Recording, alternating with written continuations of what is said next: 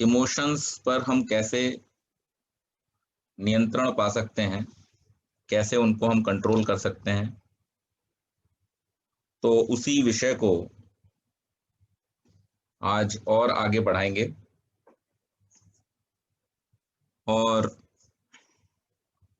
कुछ चीजें जो उस दिन डिस्कस होने के लिए रह गई थी, उनको आज हम डिस्कस करेंगे और कोशिश करेंगे कि उनके समाधान आपके साथ में शेयर करें।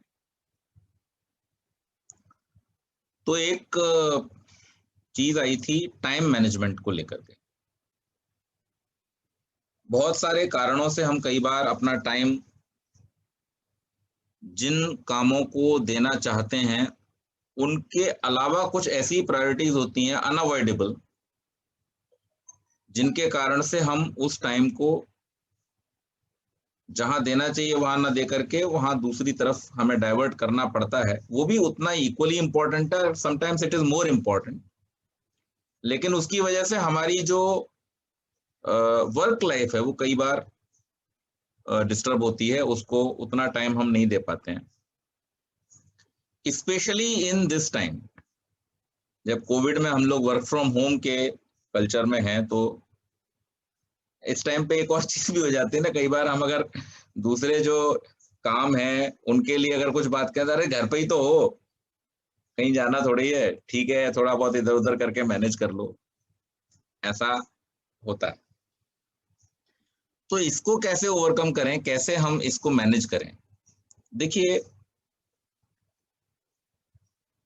कई बार बहुत सारी चीजों को मैनेज करने के लिए एक टूल हम यूज करते हैं, टू डेलीगेट। अगर कुछ ऐसी चीज है जो इम्पोर्टेंट है, लेकिन वो दो इम्पोर्टेंट चीजों का अगर टाइम क्लैश हो रहा है और दोनों में से आप किसी को भी छोड़ नहीं सकते, so to make a balance you need to delegate it. अब उसका रास्ता आपको निकालना पड़ेगा कि आप कैसे डेलीगेट करें, क्योंकि हमने जब सक्सेस मंत्रा डिस्कस किया था तो उसमें एक डेलीगेशन का पॉइंट भी था 4Ds में, और वो बहुत इंपॉर्टेंट है लाइफ को मैनेज करने में, कि आपके सामने जब दो ऐसी चीजें हैं जो दोनों की दोनों इंपॉर्टेंट है, अब आप क्या करेंगे? Then you can delegate. अब उसमें आपको देखना है कि कौन सी वाली चीज डेलीगेट करनी है। तो डेलीगेट आमतौर पर हमें जो चीजें करनी होती है वो पर्सनल वाली, क्योंकि प्रोफेशनल फ्रंट पे हम चीजों को डेलीगेट नहीं कर सकते, because that can become another challenge for us, fear for us. तो उसको नहीं करना है, उसको कर भी नहीं सकते हैं। तो हम पर्सनल चीजें जो है उसको हम कोशिश करके सही व्यक्ति को डेलीगेट कर दें, ताकि फॉर एन एग्जाम्पल, जैसे मैं आपको एक बात बतलाता हूँ। कई बार ऐसा होता था जब प्रसून और अद्वैत छोटे छोटे थे, तो ऐसे बहुत सारे अवसर होते थे जब मुझे और प्रीति को एक साथ कार्यक्रमों में जाना होता था। तो अब क्या करें, अब कार्यक्रम में तो साथ बच्चों को लेके जा नहीं सकते, 4-4 दिन के कार्यक्रम होते थे, तो हमें बाहर जाना होता था। तो फिर हम थोड़ा रिक्वेस्ट करते थे प्रसून की नानी माँ से। तो उस टाइम पर हमारे सामने एक उपाय ये होता था कि हम उस काम को डेलीगेट कर दें, यानी तो हम प्रसून की नानी माँ से या उनके मामा जी से ये रिक्वेस्ट करते थे कि या तो वो अपनी मम्मी को भेज दें या फिर अपनी बेटी को भेज दें। तो 2-3 साल जब तक अद्वैत छोटा था, तो प्रीति के बड़े भाई साहब जो उनकी बेटी हमारे पास रहती थी, तो उसकी वजह से कई बार हमको बहुत सपोर्ट होता था इस काम को लेकर के कि हम वो कर पाते थे। लेकिन कई बार ऐसा भी होता है कि भाई इस तरीके के कोई रिलेटिव्स हमारे पास अवेलेबल नहीं है, then we can take professional help also. मेरे बहुत सारे कलीग हैं जिनके सामने इस तरह की समस्या कई बार होती है, पेरेंट्स हैं या बच्चे हैं, दोनों को ही मैनेज करने के लिए कोई ना कोई चाहिए, so they take professional help also. तो ये हमको थोड़ा सा इसको प्रैक्टिकली अप्रोच लेकर के जैसी बेस्ट सुविधा हमारे पास में उपलब्ध होती है उसको हमें अपनाना चाहिए। स्ट्रगल करने से कोई बहुत ज्यादा लाभ नहीं होगा, क्योंकि स्ट्रगल आप करेंगे अगर इस चीज को लेकर के तो आपका फ्रस्ट्रेशन दिन रात बढ़ेगा। दूसरी बात, जो आपका काम का आउटपुट होना चाहिए वो कहीं ना कहीं इसको लेकर के सफर करेगा। सो better to find some help and delegate it. That is one. That is how you can manage your time. दूसरा है एक फियर कुछ फियर हमने डिस्कस किए थे बुधवार को. एक और फियर आया है कि भाई fear of losing closed ones,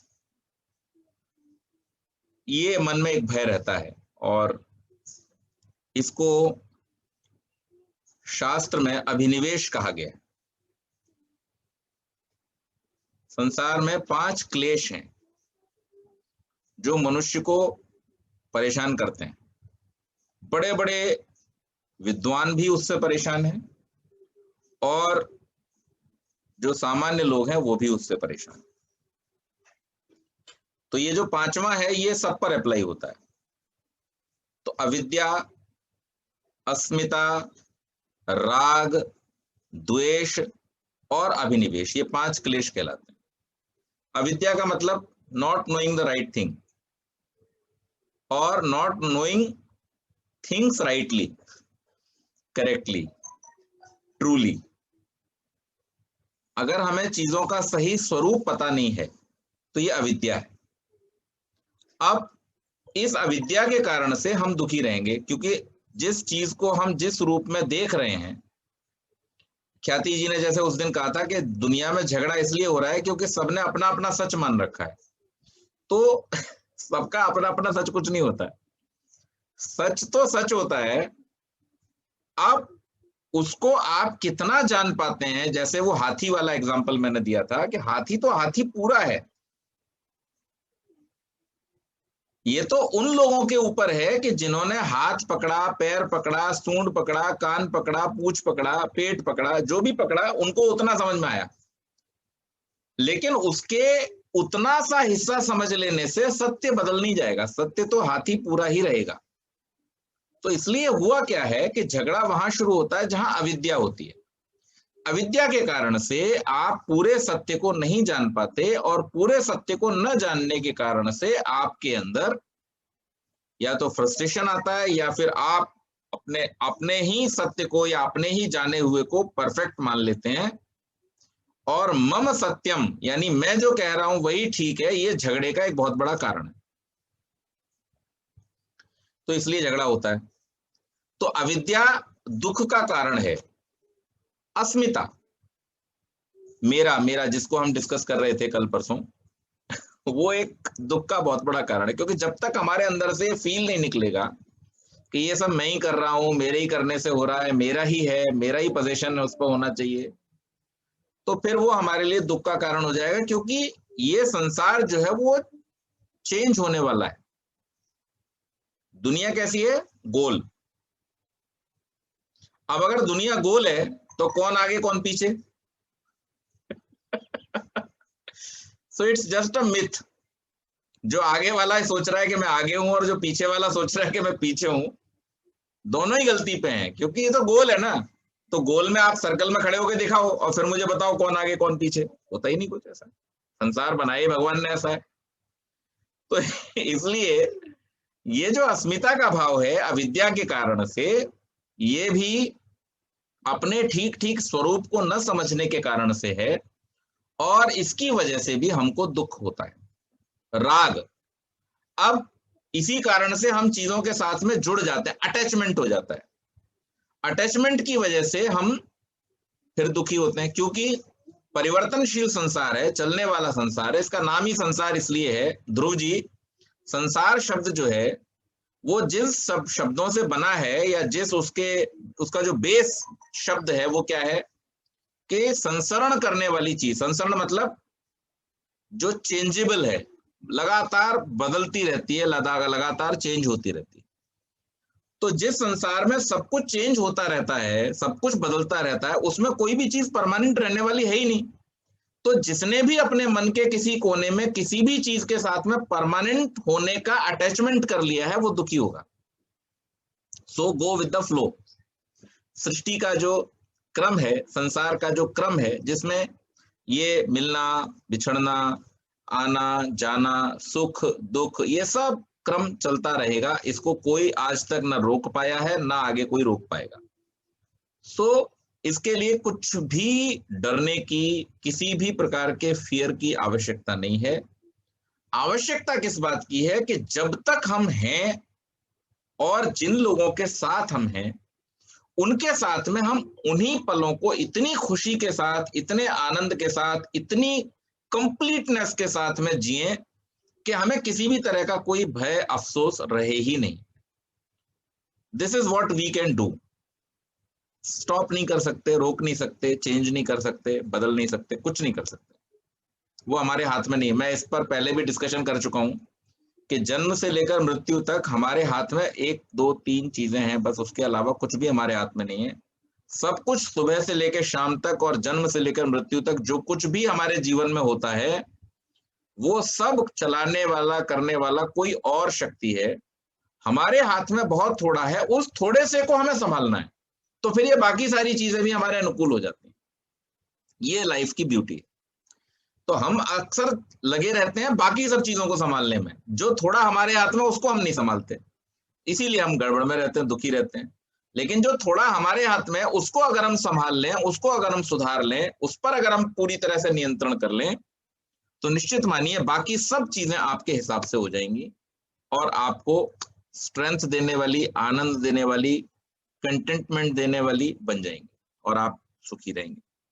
तो इस फियर की कोई आवश्यकता नहीं है, इसको मन से निकाल दीजिए और संसार के नियम को समझिए। एक मैं उदाहरण देता हूं आपको, छोटा सा कहानी, शायद आपने सुनी भी होगी पहले, कि एक बार सिद्धार्थ जब दीक्षा लेकर के और सन्यास लेकर के बुद्ध बन गए, तो लोग उनके पास में आने लगे, उनकी शिक्षाएं लोग सुनने के लिए आने लगे। एक आकर्षण ये था कि एक राजकुमार राजपाट छोड़ करके सन्यासी हो गया है, तो सबके मन में एक उत्सुकता थी, एक इच्छा थी कि हम उनसे मिलें, ऐसे महान व्यक्ति से हमको मिलना चाहिए। और जीवन के जिस पहलू को लेकर के, जीवन के जिस दर्शन को लेकर के वो सन्यास ग्रहण कर रहे थे या किया था, वो बहुत महत्वपूर्ण पहलू था। क्योंकि किसी ज्योतिषी, किसी विद्वान के कहने पर उनके माता पिता ने उनके लिए एक ऐसा वातावरण तैयार किया था जिसमें किसी भी प्रकार का दुख उन्हें देखने को न मिले, कोई भी लाइफ की रियलिटी उनको देखने को न मिले। ऐसी रियलिटी जो थोड़ी सी क्रूअल है, जो थोड़ी सी दुखद है, या जो थोड़ी सी डिप्रेस करने वाली है, ऐसी कोई भी चीज उनके सामने ना आए, ऐसी व्यवस्था की गई थी। लेकिन अचानक किसी दिन उनके सामने वो चीज आई और उनका मन पूरी तरह से पलट गया, डाइवर्ट हो गया।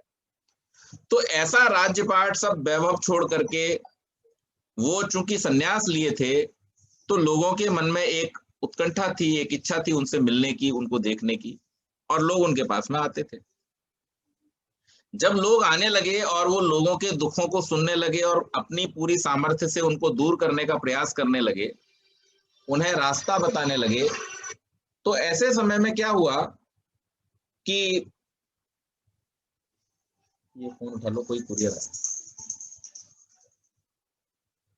ऐसे समय में उनके पास में एक दुखी महिला आई और उस दुखी महिला ने आकर के उनके सामने अपने छोटे से बच्चे को रख दिया। बोले, आप तो पूज्य हैं, आपके पास बहुत सारी शक्तियां हैं, आप तो भगवान हैं, मेरा ये छोटा सा बच्चा किसी बीमारी के कारण मर गया है, आप इसे जीवित कर दीजिए, आप भगवान हैं। अब बुद्ध बड़े असमंजस में, लेकिन उसके मन के दुख को दूर तो करना ही था। तो बुद्ध ने कहा, ठीक है माँ, एक काम करो, बच्चा तुम्हारा जीवित हो जाएगा, ये पात्र लो और इस पात्र में किसी ऐसे घर से जाकर के पानी ले आओ जिसमें किसी की कभी मृत्यु न हुई हो। अब उस बच्चे के शोक में डूबी हुई वो मां कटोरा लेकर के, पात्र लेकर के चल पड़ी। चली चली चली, एक दरवाजे पर गई, दूसरे दरवाजे पर गई, और तीसरे दरवाजे पर जाने से पहले उसे थोड़ा सा होश आया और उसने विचार किया कि ये बुद्ध ने मुझसे क्या कह दिया, ऐसा कौन सा घर होगा, ऐसा तो कोई घर हो ही नहीं सकता। और जब ऐसा कोई घर हो ही नहीं सकता तो इसका मतलब उन्होंने मुझे कुछ समझाने की कोशिश की है, उन्होंने मुझे काम पे नहीं लगाया। लौट करके गई और अपने मन को उसने संभाला। तो जीवन की जो वास्तविकताएं हैं उनको हमें स्वीकार ही करना पड़ेगा, उसमें कोई ऑप्शन नहीं है हमारे पास। तो जितना ज्यादा हम उनको स्वीकार्यता के साथ में अपने जीवन में रखेंगे, उतना ही ज्यादा हम उनसे होने वाले विषाद, डिप्रेशन, दुख आदि से, चिंता आदि से बचे रहेंगे। तो जीवन को इसके वास्तविक रूप में समझने का प्रयास करें।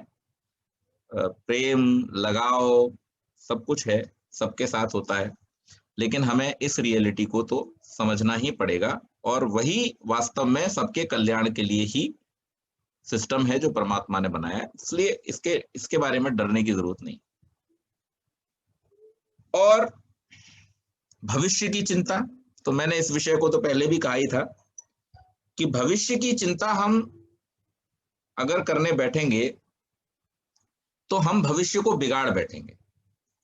तो भविष्य की चिंता न करें, भविष्य के विषय में चिंतन करें, प्लान करें, लोगों से सलाह लें, गाइडेंस लें, और उसके अनुरूप अपना प्लान बना करके, एक पाथवे डिसाइड करके, उसके ऊपर पूरे कमिटमेंट के साथ में 100% एफर्ट्स देते हुए आगे बढ़े।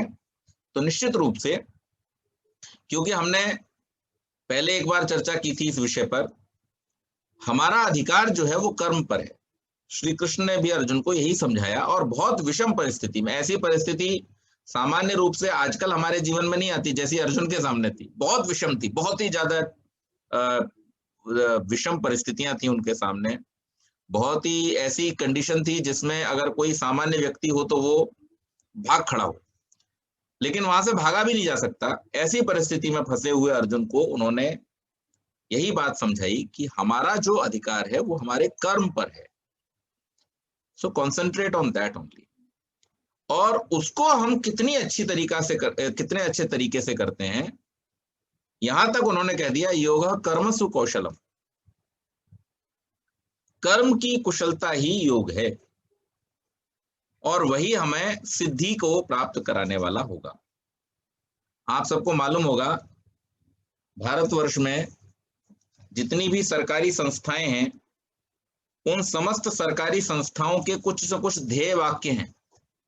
ध्येय वाक्य जैसे LIC के नीचे आपको लिखा मिलेगा, योगक्षेमम वहाम्यहम। मुंबई पुलिस का है, सदरक्षणाय खल निग्रहाय। इसी प्रकार से सबके हैं। तो जो IAS का एकेडमी है, उसका वाक्य है, योग कर्मसु कौशलम, योग कर्म की कुशलता है। तो इसलिए चिंता मत करो, चिंता से मैं पहले भी कह चुका हूं कोई लाभ होने वाला नहीं है। प्लान करो, विचार करो, सीखो, सलाह लो, बहुत आवश्यक है। कई बार हमें इस बात की भी चिंता होती है कि हमारे कारण से किसी का मन न दुख जाए। इस चिंता को भी दूर करने का उपाय यही है कि हम अपने कार्य को पूरी ईमानदारी, अपने कार्य को पूरी तत्परता और सावधानी के साथ में करें।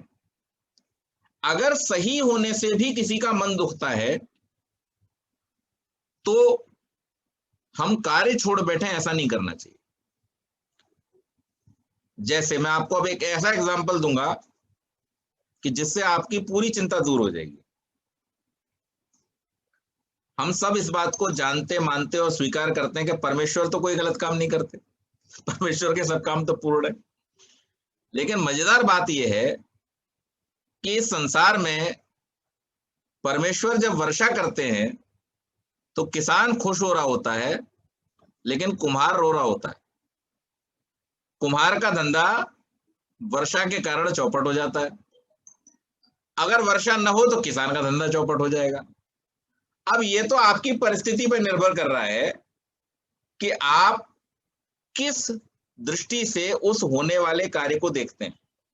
तो कार्य तो वर्षा होना आवश्यक है, उसके बिना संसार चलेगा नहीं। लार्जर इंटरेस्ट में वर्षा का होना जरूरी है, लेकिन कुछ ऐसे लोग फिर भी होंगे जिनको वो कहीं ना कहीं तकलीफ देने वाली होगी।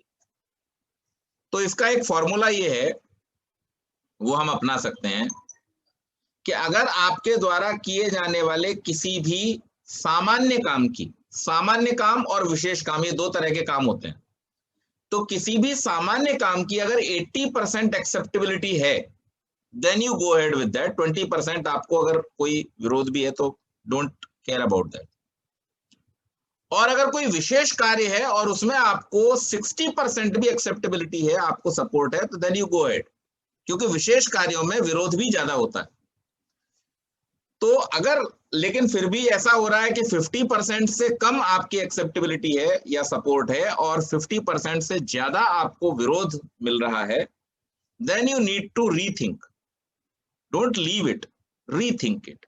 क्यों विरोध हो रहा है, उसका कारण क्या है, और उस कारण का निवारण करके उसको ठीक करके, कहीं पर हमारी गलती भी हो सकती है, कोई ऐसा पॉइंट भी हो सकता है जो हमारे व्यू पॉइंट से न दिखाई दे रहा हो लेकिन सामने वाले के पॉइंट से दिखाई दे रहा हो, तो उसको हमें जानने का, सुधारने का प्रयास करना चाहिए। लेकिन कभी भी इस वजह से किन्हीं कार्यों को नहीं छोड़ देना चाहिए कि हम ठीक कर रहे हैं फिर भी अगर किसी को बुरा लगे तो हम छोड़ दें। ऐसा करने से बहुत सारे अच्छे लोगों का बुरा हो जाता है। तो पंडित श्रीराम शर्मा जी एक सूत्र देते हैं कि सज्जनों पर, दुष्टों पर दया करना, सज्जनों पर अत्याचार करना है। यानी गलत काम के लिए आप रुक रहे हैं तो रुक जाइए, लेकिन सही काम को भी किसी के न चाहने के कारण से रोक देना, ये कई बार अच्छे लोगों के लिए या उस कार्य के द्वारा जो अच्छाई हो सकती थी उसके लिए खतरा हो सकता है। तो इसमें हमें ये विचार करना चाहिए और इसमें ज्यादा चिंता नहीं करनी चाहिए। इसी प्रकार से है कि इसी कारण से, इसी भय के कारण से किसी को बुरा ना लग जाए, लोग ओवर कॉशियस हो जाते हैं, करूं नहीं करूं, बहुत सोचते रह जाते हैं, तब तक टाइम निकल जाता है। कभी कभी इससे भी फायदा होता है। अब मैं आपको एक और छोटी सी कहानी सुनाता हूँ, ध्यान से सुनिएगा। एक ऋषि थे और उन ऋषि का स्वभाव यह था कि उनको क्रोध बहुत आता था। तो एक दिन उनकी पत्नी ने उनसे कुछ कहा और उन्हें आ गया गुस्सा। अब जब गुस्सा आ गया तो उन्होंने अपने लड़के को घर से निकलते निकलते, जाते जाते कह दिया, बाहर बैठा हुआ लड़का था उनका, कि तू आज मेरे लौट के आने से पहले अपनी माँ का सिर काट देगा, उसकी हत्या कर दे, इससे मैं बहुत तंग आ गया हूं। अब ये लड़का पिताजी की तरफ इसने देखा, हाँ जी ठीक है। अब ये वहीं बैठा बैठा बैठा बैठा दिन भर उधेड़बन में लगा रहा, काटूं तो बड़ा पाप है, पिता की आज्ञा का उल्लंघन करूं तो बड़ा पाप है। अब सोच रहा है। थोड़ी देर बाद उनका गुस्सा शांत हुआ तो बोले, अरे मैंने ये क्या कह दिया गुस्से में। जल्दी से भागे भागे बेचारे लौट के आए। लौट के आए तो इन्होंने वो हाथ में पकड़े हुए काटने का हथियार और उसको बैठे देखा। तो उन्होंने बेटे से कहा, मैंने कहा, बे कुछ किया तूने, किया काम या नहीं किया? मैंने कहा, पिताजी मैं ये सोच रहा था कि माताजी की हत्या करने का पाप ज्यादा बड़ा है या आपकी बात न मानने का पाप ज्यादा बड़ा है? बोले, बेटा तूने बहुत अच्छा सोचा। और अब समाधान हो गया, तुझ पे कोई पाप नहीं लगेगा, ना माँ की हत्या कर, ना पिता की आज्ञा का उल्लंघन कर, मैं अपना आदेश वापस लेता हूँ। तो कई बार विचार करना भी लाभकारी होता है, डिले करना भी लाभकारी होता है। तो इसमें घबराने की कोई बात नहीं है। हम अगर कुछ एंगल्स को विचार करके काम करें कि इससे किसी की हानि तो नहीं होती है, इससे किसी को, इसमें कोई बुराई नहीं है, it's a good thing. Take two, लेकिन वो टेक टू इतना लंबा भी ना हो जाए कि वो काम करने का समय निकल जाए। तो that we need to decide depending on the work कि हमें कैसे करना है और उसका टाइमलाइन क्या सेट करना। हम लोग जब स्मार्ट की बात करते हैं तो आप सबको मालूम है स्मार्ट का मतलब क्या होता है। उसमें 5 चीजें हैं। तो उसमें बीइंग स्पेसिफिक है, मेजरेबल है, अचीवेबल है, रियलिस्टिक है, and T for time bound है। तो हमें टाइम का भी ध्यान रखना है, किसी चीज को सोच विचार के तो करना है, रियलिस्टिक वे में करना है, लेकिन टाइम बाउंड। तो सोचना विचारना कोई बुरी बात नहीं है, हम कॉशियस रह सकते हैं अपने कार्यों को करने में, उसका ध्यान रखें। और इसी प्रकार के और छोटे मोटे डर हैं, कुछ मिस हो गया, कुछ मेरे वजह से बुरा हो गया, हो ना जाए, अब इसी का डर है कि हो ना जाए। तो इसको भी ज्यादा सोचने की आवश्यकता नहीं है, बस काम करने से पहले सोचें। काम करने के पहले हमें जितना विचार करना है हम विचार करें कि ये काम ठीक है नहीं है। अगर समझ में नहीं आ रहा हम सलाह ले लें, बड़ों से सलाह ले लें। हम खुद अगर बड़े हैं तो हम ऋषियों के जो मार्ग बतलाए हुए हैं ग्रंथों में उनसे सलाह ले लें, आचार्यों से सलाह ले लें। मार्गदर्शक होते हैं वो हमारे, और वो हमें बता सकते हैं कि क्या करना उचित है, क्या करना उचित नहीं। तो ये सारी की सारी हमारी जो भावनाएं, हमारी इमोशंस हैं, इन पर हमें इन छोटे छोटे तरीकों से कंट्रोल करना चाहिए। अगर इन तरीकों से करने के बाद भी, जो हमने पिछले कुछ दिनों में डिस्कस किए हैं, अगर प्रॉब्लम है, रह रहा है और नहीं जा रहा है, तो फिर हमें स्पेशलिस्ट से मिलना चाहिए। इसमें कोई बुराई नहीं। बुखार आमतौर पर भारतवर्ष में जब किसी को आता है तो वो सबसे पहले घर में रखी हुई पैरासीटामोल खा लेता है, तो शाम तक या तो बुखार चला जाता है। लेकिन अगर एक दो दिन बुखार नहीं गया तो हम बिना किसी हिचकिचाहट के सीधे डॉक्टर के पास जाते हैं कि भाई मेरा बुखार 2 दिन से जा नहीं रहा, प्लीज चेक कीजिए क्यों है। तो हम मानसिक समस्याओं के, इमोशनल प्रॉब्लम्स के बारे में भी इतने ही उद्यत रहें, इतने ही अलर्ट रहें कि अगर कोई ऐसी समस्या है जो बार बार समझाने के बाद भी, या उसको जो हमारे पास हमारे नोन उपाय हैं वो करने के बाद भी अगर समस्या का समाधान नहीं हो रहा, किसी को डिप्रेशन है, किसी को ज्यादा गुस्सा आ रहा है, किसी को ज्यादा इमोशनल स्ट्रेस हो रहा है या ब्रेक डाउन हो रहा है, तो ऐसी स्थिति में we should consult a specialist. Specialist मैं भी हो सकता हूँ, स्पेशलिस्ट कोई साइकाट्रिस्ट भी हो सकता है, तो वो हमें अपने हिसाब से डिसाइड करना चाहिए। तो ये जो मैंने उपाय बताए हैं ये बहुत जनरल उपाय हैं, it's not problem specific but it is problem related. तो इस तरीके की अगर कोई जनरल प्रॉब्लम्स हैं तो हम उनको इन तरीकों से कंट्रोल कर सकते हैं। स्पेसिफिक के लिए फिर केस हिस्ट्री वगैरह बहुत सारी चीजें होती हैं जो लेनी पड़ती हैं, किसी को भी वो पर्टिकुलर तरीके से ही होता है। तो मैं ये समझता हूँ वैसी तो किसी को कोई खास आवश्यकता है नहीं, और जितनी चीजें आप लोगों ने भेजी हैं उनमें से कोई भी ऐसी चीज नहीं है जो सीरियस हो। It's all normal.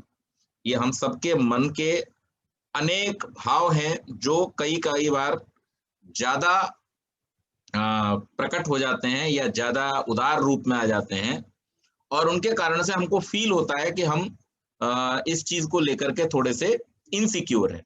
लेकिन उसमें ज्यादा कुछ करने की जरूरत नहीं है। और जो मैंने आपको उपाय बतलाया था प्राणायाम वाला, मन को कंट्रोल करने का, वो इसमें आपको बहुत अधिक सहयोग प्रदान करेगा।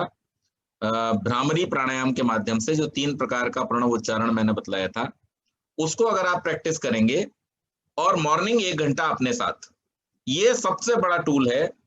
ये अगर आप करते रहे, मैं आपको एक चीज तो मैं आपको लिख करके गारंटी दे सकता हूं, अगर आप 1 घंटे वाला प्रैक्टिस शुरू कर दो, आपको 4 घंटे से ज्यादा सोने की जरूरत नहीं पड़ेगी। सोचिए आपका दिन 20 घंटे का हो जाएगा, केवल 4 घंटा, और आप फ्रेश हो गए। आज मैं सुबह 5 बजे उठा हूं, 5 बजे उठ करके मैंने जो मेरा करना होता है वो सब किया है, बच्चों को खाना देना, ये करना वो करना, वो सब करके फिर काम करके मैं ऑफिस गया। ऑफिस में मेरे 4 मीटिंग थे, आज चारों मीटिंग मैंने ऑनलाइन और पर्सनल मीटिंग करके, उसके बाद में फिर आया, फिर समाज के 2-3 काम थे वो सब काम निपटाए, अभी कॉन्ट्रैक्टर आया उससे निपट करके, और अब आप सबके बीच में बैठा हुआ हूं। और मैं जब तक सोऊंगा, जब मैं सोने का डिसाइड कर लूंगा तभी मुझे नींद आएगी। उससे पहले मुझे भगवान की ऐसी कृपा रहती है इस कार्य को करने के बाद कि आपको आलस्य, उबासियां, परेशानी, नींद, ये सब सताएगा नहीं। यू विल बी एकदम स्ट्रांग। ठीक है, तो ये करके देखिए, इतना लाभ अगर बिना पैसा खर्चा किए मिल रहा है तो इससे बढ़िया और क्या चाहिए। अल्टीमेटली तो हमको अच्छी हेल्थ ही चाहिए ना। तो अच्छी हेल्थ के लिए इतना सरल उपाय है कि केवल सुबह अपने साथ 1 घंटा व्यतीत करना है। हम सुबह उठ जाए, 1 घंटा अपने साथ व्यतीत करें। मैं तो बहुत ज्यादा कुछ एक्सरसाइज वगैरह भी नहीं करता हूँ, वेरी रेयरली आई डू। मेरा इसी से काम चलता रहता है, और ये एक इतना अच्छा कार्य है। देखिए, किसी भी शारीरिक क्रिया का जो उद्देश्य है वो क्या है, आपको प्रसन्न रखना। आप जब प्रसन्न होंगे तो आपका मस्तिष्क, आपकी जो ग्रंथियां हैं शरीर में, जिन्हें अंतःस्रावी या एंडोक्राइन ग्लैंड्स कहते हैं, उन एंडोक्राइन ग्लैंड्स का ऐसा सिस्टम परमात्मा ने बनाया है कि आप जब प्रसन्न होते हैं तो वो अमृत का स्राव करती हैं आपके शरीर के अंदर। और वो अमृत इतना इतना स्ट्रांग है, इतना सफिशिएंट है आपको किन्हीं भी रोगों से मुक्त रखने के लिए, किन्हीं भी प्रकार के अवसादों से, डिप्रेशन से मुक्त रखने के लिए, कि आपको बाहर के किसी चीज की आवश्यकता ही नहीं।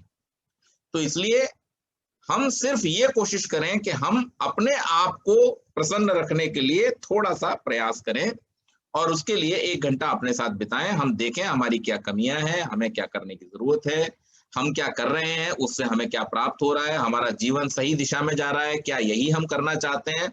ये थोड़े छोटे छोटे प्रश्न है जो हमें अपने साथ में करने चाहिए, और उसी बीच में प्राणायाम करते रहिए। देखिए लाइफ का एकदम डायरेक्शन चेंज हो जाएगा। तो ये थोड़ी सी चीजें मैंने आप सबके बीच में रखी हैं, based on what ever points I got. अब आप लोग प्रश्न कर सकते हैं, अगर कोई प्रश्न करना चाहते हैं तो मैं अपनी बात को यहीं पर विराम देता हूं।